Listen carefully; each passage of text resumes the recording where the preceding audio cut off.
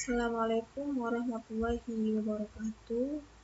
Di sini saya Safinatul Rizkia dengan NIM 1955-2012-21 dari Universitas Nahdlatul Ulama Blitar akan menjelaskan terkait dengan jurnal yang sudah saya review sebelumnya. Di sini ada jurnal terkait dengan perancangan enterprise arsitektur menggunakan penerapan TOGAF, The Open Group Architecture Framework. Di sini saya mengambil jurnal yang berjudul Rancangan Arsitektur Proses Bisnis Sistem Informasi Basis Data Kelautan menggunakan kerangka kerja TOGAF pada Pusat Riset Kelautan yang diterbitkan pada tahun 2019 oleh penulis Eva Mustikasari dengan reviewer saya sendiri, Safinatul Rizkia, tanggal review 20 Juni 2022. Di sini ada tujuan penelitian. Tujuan penelitian atau target penelitian dari jurnal ini adalah agar hasil perancangan arsitektur ini mampu memenuhi kebutuhan bisnis strategi organisasi dan memudahkan akses informasi bidang kelautan dan perikanan bagi masyarakat dan para pemangku kepentingan. Untuk tujuan penelitian sudah dijelaskan pada pendahuluan, yaitu dalam rangka meningkatkan pelayanan data dan informasi secara cepat, tepat, dan akurat kepada masyarakat, serta untuk melaksanakan kebijakan dalam pengelolaan data dan informasi di bidang kelautan dan perikanan. Maka, pengelolaan data dan informasi Pusat Riset Kelautan atau bisa disebut Pusriskel sebagai salah satu penyedia data dan informasi penelitian kelautan dan perikanan perlu disempurnakan. Untuk itu, perlu adanya suatu upaya dalam mewujudkan tatanan sistem informasi yang baik dalam mendukung integrasi data dan informasi lintas sektor atau unit kerja. Salah satu upaya yaitu dengan melakukan kajian tentang perancangan arsitektur proses bisnis SI, Sistem Informasi Basis Data Kelautan di lingkup Pusdiskel.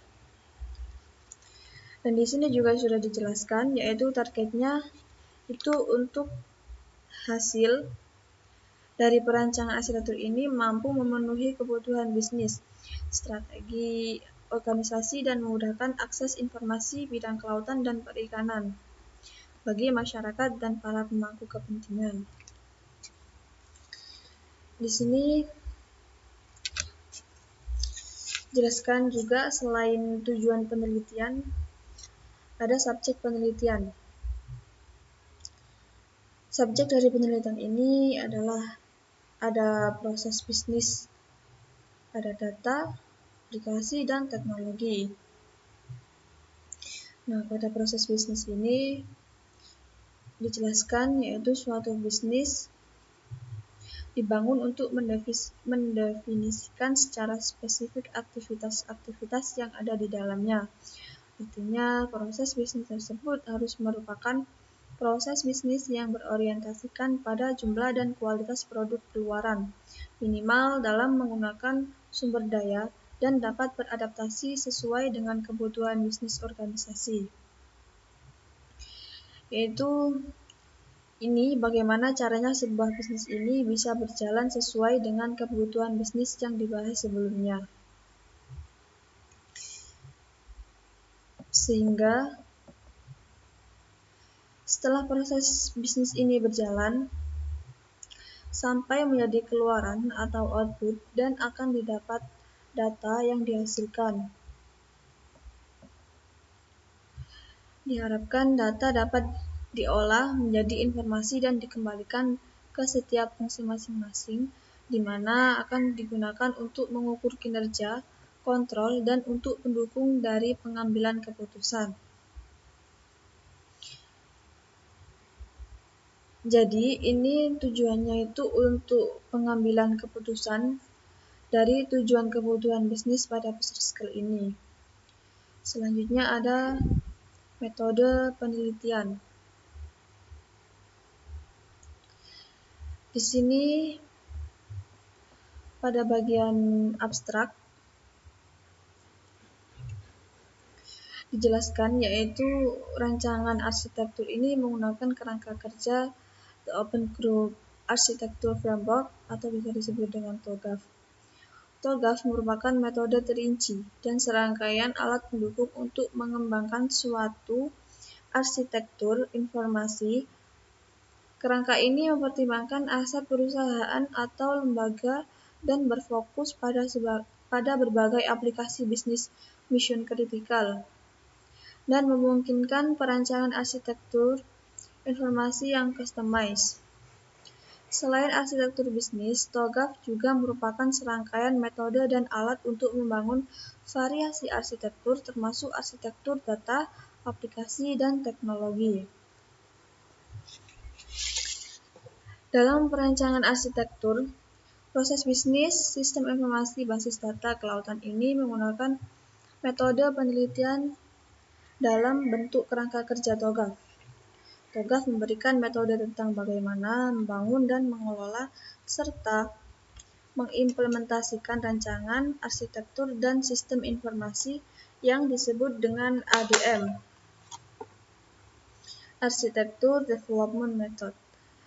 Data diperoleh dengan melakukan pengukuran model tingkat kematangan sebagai acuan dalam melakukan identifikasi dan analisis terhadap kondisi saat ini dari sisi TI dan organisasi.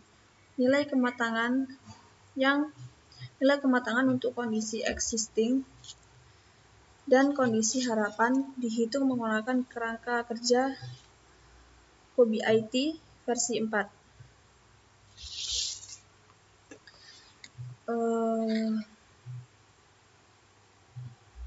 Pada bagian ini sudah dijelaskan.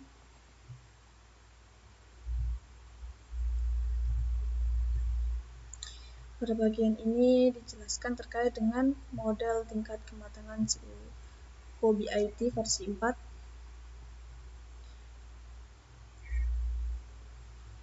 Di sini dijelaskan COBIT diantaranya adalah perencanaan dan perorganisasian, implementasi layanan TI, keberjalanan layanan TI, dan monitoring evaluasi. Dan di sini juga sudah dijelaskan 7 kriteria kontrol untuk informasi sebagaimana dikemukakan dalam COBIT versi 4, yaitu ada aktivitas, efisiensi, kerahasiaan, integritas, ketersediaan, kepatuhan, dan juga keandalan.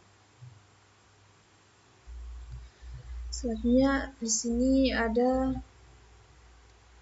hasil dari penelitian.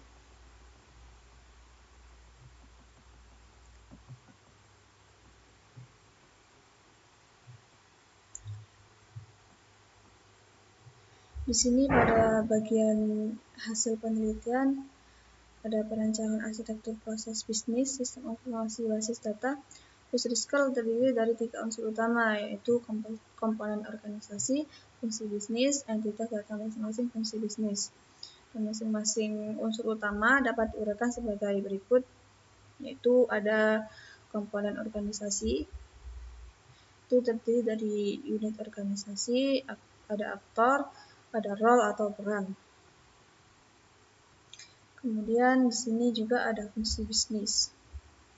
Fungsi bisnis ini dibagi menjadi 3 unsur. Pertama, yaitu mencakup fungsi bisnis dalam organisasi, diantaranya yaitu riset sumber daya laut dan kewilayahan, riset teknologi kelautan, riset mitigasi, adaptasi, dan konservasi laboratorium, data, dan tata usaha. Kemudian ada unsur kedua,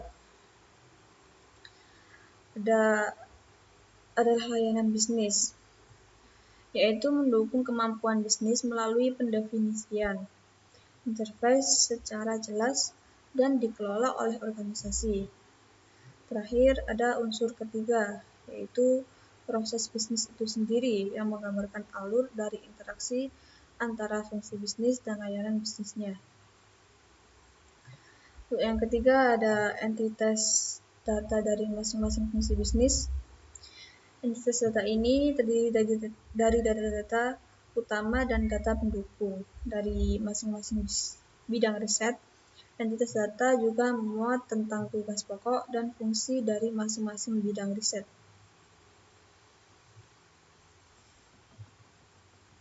Di sini ada kelebihan penelitian.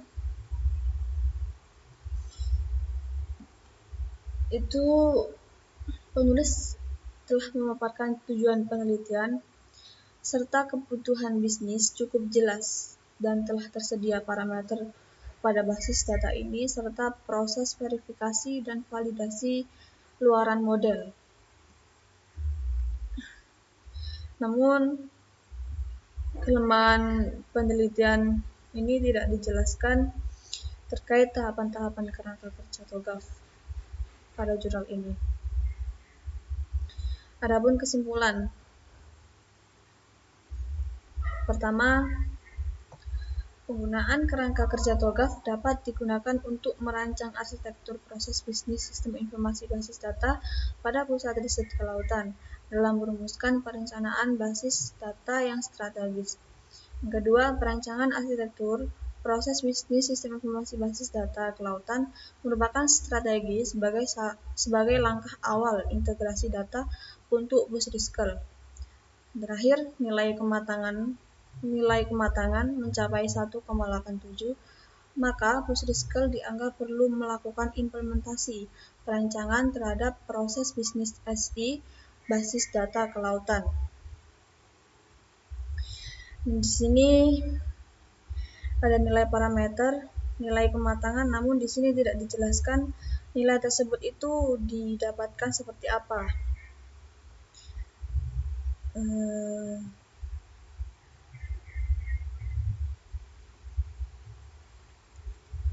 Nah, di sini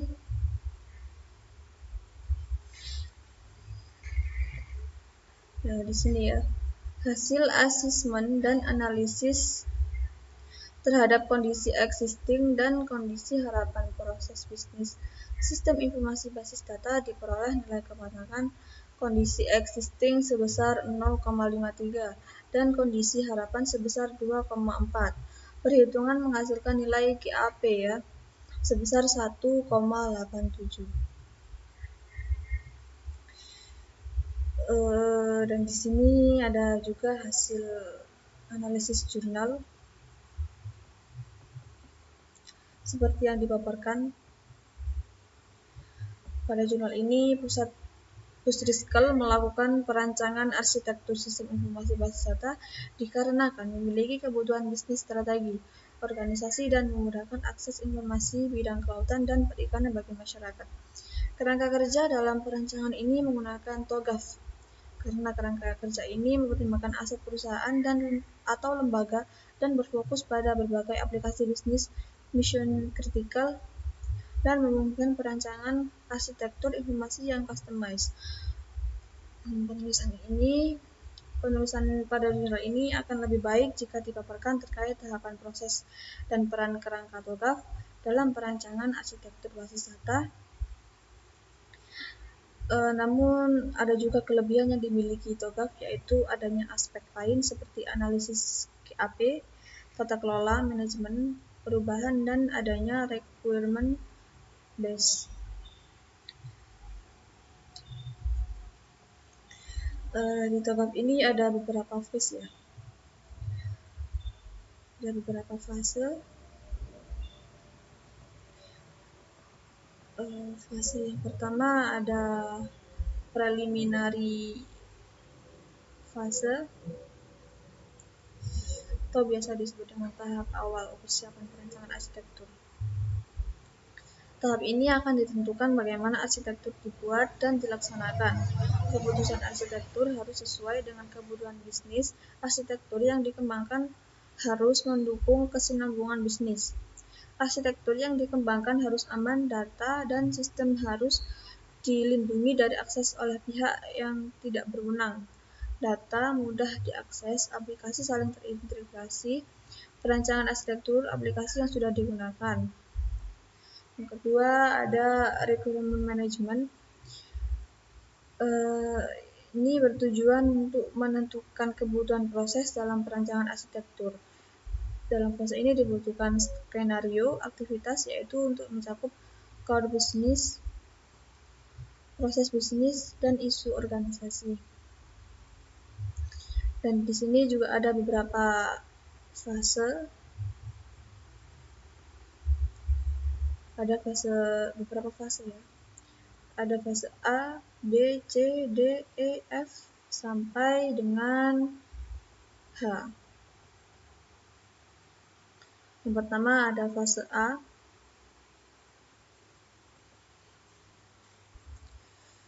Fase A di sini ada arsitektur fusion. Fase ini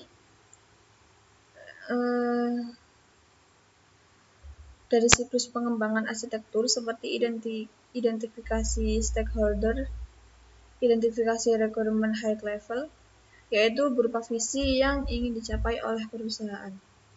Yang kedua ada fase B, yaitu ada bisnis arsitektur.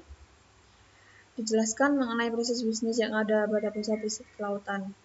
Dalam menjalankan proses bisnis tersebut diperlukan data-data yang terkait serta aplikasi sebagai media pengelolaan data tersebut.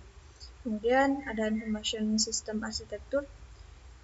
Fase ini terdiri dari data arsitektur dan application arsitektur. Tahap ini baik data arsitektur maupun application arsitektur memiliki requirement untuk memastikan hasil rancangan penelitian selaras dengan tujuan perusahaan. Kemudian ada teknologi arsitektur. Tahapan ini untuk mengembangkan infrastruktur teknologi jaringan komputer yang merupakan landasan utama dalam mengimplementasikan sistem informasi enterprise. Kemudian ada opportunities dan solution. Tahapan ini mengevaluasi dan memilih opsi mengimplementasi sebagai target pengembangan arsitektur enterprise. Kemudian ada migration planning.